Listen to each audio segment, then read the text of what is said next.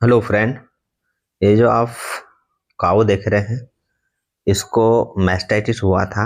और मैस्टाइटिस होने के बाद में इसमें पस हो गया है। और मैस्टाइटिस का कॉम्प्लिकेशन है ये। अब पस हुआ, बहुत सारा पस निकला है आज इसको। इसमें ये छेद हो गया है। अब छेद के अंदर जो है पेरेनकाइमा है, और पेरेनकाइमा जो है नेक्रोसिस हो गया उसमें। पूरी तरह से नेक्रोसिस हो गया है। बहुत बड़ा पेरेनकाइमा भरा है इसमें, और नेक्रोसिस है पूरा। तो ये नेक्रोटिक टिश्यू जो देख रहे हैं, ये नेक्रोटिक टिश्यू है। अब इनको पूरा निकालना पड़ेगा, जब ही ये गाय अच्छी होगी। नहीं तो फिर ये पूरा की पूरा इन्फेक्शन इसके शरीर में फैल जाएगा और ये मर भी सकती है। तो जो ये नेक्रोटिक टिश्यू है, ये मेरे द्वारा भी निकाला जा रहा है। बहुत बड़ा है ये, टुकड़े में निकलेगा, पूरा नहीं निकलेगा, क्योंकि अंदर बीच बीच में ब्लड वेसल्स भी हैं, तो उनको भी बचाते हुए निकालना पड़ेगा। तो धीरे धीरे अपनी जगह से अलग करके निकाल रहा हूँ मैं इसको। तो देखो, ये उंगली डाल के मैं एक जगह बना रहा हूँ वहाँ पे। बहुत सारा है ये, क्योंकि जो अडर का जितना भी पेरेनकाइमा होता है एक अडर का, वो पूरा की पूरा सड़ गया है, नेक्रोसिस हो गया है उसमें। तो ये धीरे धीरे निकलेगा, एकदम से नहीं निकल पाएगा। फ्रेंड्स, ये जो काऊ है, ये सबसे पहले बीमार हुई थी, उन्होंने ऐसा बताया है। और उस समय इन्होंने लोकल किसी डॉक्टर से इलाज करवाया है। तो करीब 5 दिन तक गाय ने खाना नहीं खाया। और उस समय ये जो खाना नहीं खा रही थी, वो मैस्टाइटिस की वजह से खाना नहीं खा रही थी, लेकिन बीमारी की वजह से खाना नहीं खा रही करके ट्रीटमेंट चला। जब 5 दिन बाद पता चला कि थन में इसको प्रॉब्लम हो रही है, तो फिर मैस्टाइटिस डायग्नोसिस हुआ और मैस्टाइटिस का इलाज किया। लेकिन क्योंकि समय हो चुका था, तो मैस्टाइटिस का इलाज प्रॉपर समय निकलने के बाद नहीं होता है। और उसी के कारण ये जो है मैस्टाइटिस क्रोनिक हो गई। क्रोनिक मैस्टाइटिस होने के साथ साथ ये जो इन्फेक्शन अंदर हो गया, और इन्फेक्शन बहुत ज़्यादा हुआ, पस फार्मिंग बैक्टीरिया हो गए, और पूरा पस बनाया। और पूरा पस बनने के कारण जो अडर है, पूरी तरह इसका सड़ गया है। और जो सड़न लगी अंदर के अंदर, सड़ने के कारण जो पेरेनकाइमा टिश्यू होता है, वो पूरा नेक्रोसिस हो गया है। और पस इसमें पहले निकल चुका है, मेरे द्वारा ही केवल टिश्यू निकाला जा रहा है। जैसे निकालना रहता है इसमें, कि पूरा की पूरा एकदम से नहीं आएगा, क्योंकि ब्लड वेसल्स हैं अंदर, तो वो डैमेज होगी तो यहाँ पे स्वाभाविक ब्लीडिंग होने के चांसेस बहुत बढ़ जाते हैं। और फिर आपको इंसिजन है बहुत बड़ा देना पड़ेगा। ये बिना इंसिजन के ही जब निकाला जा रहा, तो इतना बड़ा हो गया है छेद इसमें। बहुत ज़्यादा है इसमें भरा है, अभी तो कुछ नहीं निकला है इसमें। और एक एक करके मेरे द्वारा निकाला जा रहा है। इसमें ये डेड टिश्यू हैं, ये निकालना बहुत ज़रूरी है, जब ये गाय अच्छी होगी। इसका जो इन्फेक्शन है दूसरे थनों में भी फैल सकता है, इसलिए इसको निकालना बहुत ज़रूरी है। जो जो थन है, ये अडर है इस साइड का, जिसमें पस भरा, ये तो लगभग चले जाएगा, ख़त्म हो जाएगा। इसका वापस आने का कोई चांस नहीं बनेगा, क्योंकि बहुत सीवियर है इसमें।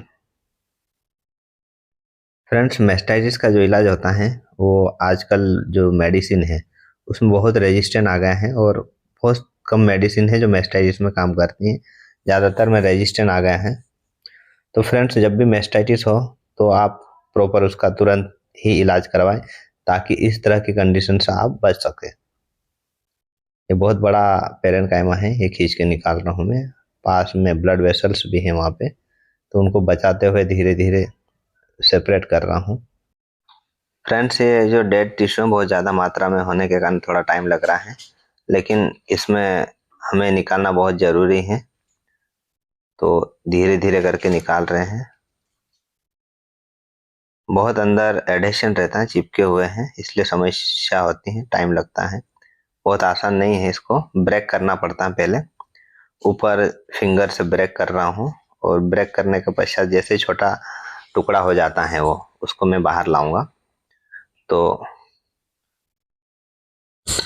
ये फोर्सेप्स से पकड़ भी रहा था।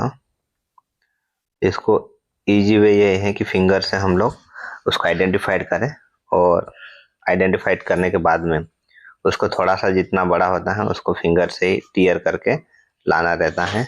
और ये एक बहुत बड़ा पोर्शन है, ये पूरा आएगा।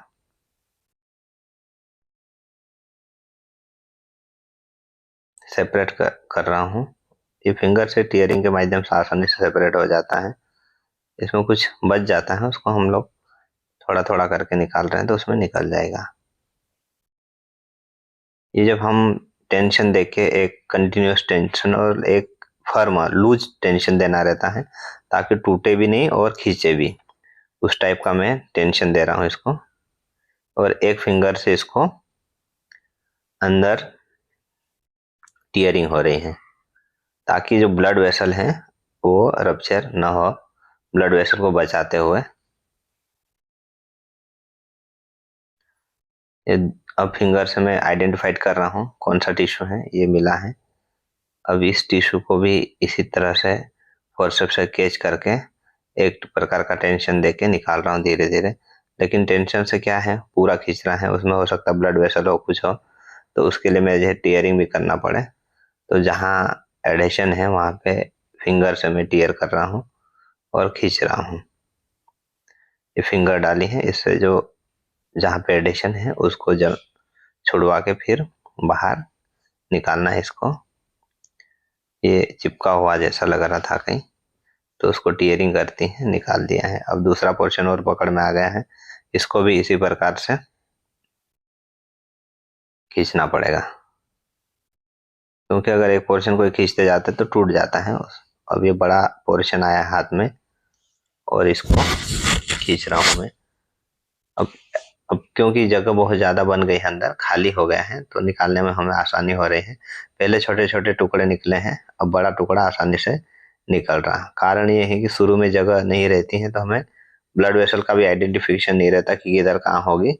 अब एक बार कुछ पोर्शन निकलने के बाद में ब्लड वेसल पता चल जाती कि हाँ यहाँ इस तरह ब्लड वेसल्स हैं, उसको नहीं छेड़ना है। और उसको छोड़ के जहाँ पे भी टिश्यू डेड टिश्यू पाल्पेट होता है उसको हम खींच लिया जाता है। तो ये पूरा पस आ रहा डेड टिश्यू है, पूरी तरह थन खराब हो चुका, अडर उसका खराब हो चुका है। अब इसमें कुछ बचा नहीं है। अब इसको प्रॉपर ट्रीटमेंट करके इसको सुधारना है, हेल्थी अडर करना है। अब अंदर भी है, अभी बचा है।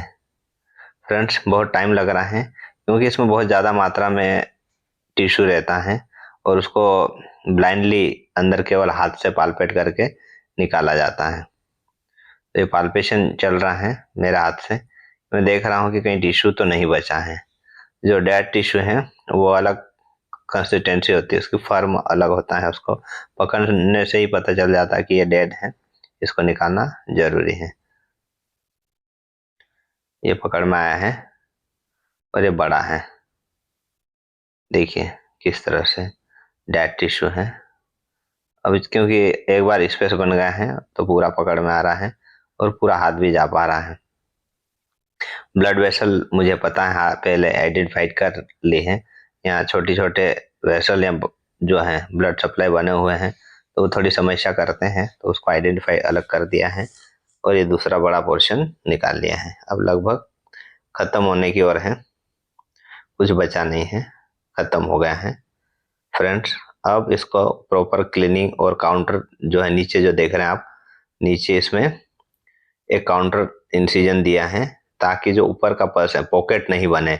ऊपर से जो पर्स है वो इकट्ठा होके या नीचे पॉकेट बनता, उसके लिए यहाँ इंसिजन दे दिया। तो इस इंसिजन के माध्यम से जो ऊपर से ग्रेविटी की ओर जो आएगा पर्स, वो नीचे इस इंसिजन से बाहर हो जाएगा, जिससे क्या जल्दी जो इसका वुंड जो बना है इतना बड़ा, ये जल्दी हील हो जाएगा।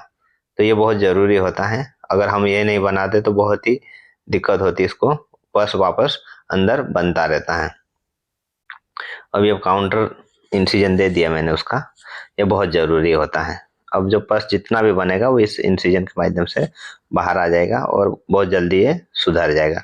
पर्स अभी नगे बहुत ही कम बनेगा, कारण क्योंकि जो पाइजेनिक मेम्ब्रेन है उसको मेरे द्वारा पूरी डिस्ट्रॉय कर दी जाएगी और इसमें जो है एंटीसेप्टिक लोशंस डालेंगे रेगुलर, तो पर्स बनना बंद हो जाएगा। एंटीबायोटिक वगैरह भी डेली देना पड़ेगी ताकि ये जल्दी से सूख जाए, उसमें किसी प्रकार का इन्फेक्शन और ना फैले, गाय को भी कोई समस्या नहीं हो। इसलिए pain killer, antibiotic, anti inflammatory ये दवाई रेगुलर इसको चलानी पड़ेगी। खास बात ये ध्यान रखना कि इसमें जो है क्लीनिंग बहुत जरूरी है। दूसरा बात है लिक्विड चीज़ें यूज करना पड़ेगी। जो भी एंटीसेप्टिक यूज करेंगे लिक्विड अंदर एंटीसेप्टिक डालेंगे जिससे जल्दी से ये घाव भर जाए। फ्रेंड्स, इसी प्रकार की वीडियो के लिए मेरे चैनल को लाइक और शेयर जरूर करें ताकि मैं और अच्छा वीडियो डाल सकूं और मेरे वीडियो की नोटिफिकेशन आप तक मिल सके। तो सब्सक्राइब करें मेरे चैनल को और लाइक शेयर जरूर करें। फ्रेंड्स, बड़ा वीडियो है लेकिन इसमें बहुत सारा नॉलेज की बात है, इसको अनुभव मिलेगा आपको देखने से भी कि किस प्रकार की बीमारी होती है। ये क्रोनिक मैस्टाइटिस है, इसका इलाज करना बहुत जरूरी है जब ये गाय बच पाएगी। नहीं तो इतना सारा इन्फेक्शन, ये सेकेंडरी इन्फेक्शन सेप्टिसिमिया के कारण गाय मर भी सकती थी। तो ये पूरा इन्फेक्शन मेरे द्वारा बाहर कर दिया गया है। अब ये गाय बहुत जल्दी बहुत अच्छी हो जाएगी और जितना बड़ा ये ऊन दिख रहा है ये स्ट्रिंग को होगा, बहुत ही जल्दी होगा, बहुत फास्ट। फ्रेंड्स, मेरे चैनल को सब्सक्राइब जरूर करें ताकि आने वाले वीडियो का आपको नोटिफिकेशन मिल सके। Thank you for watching.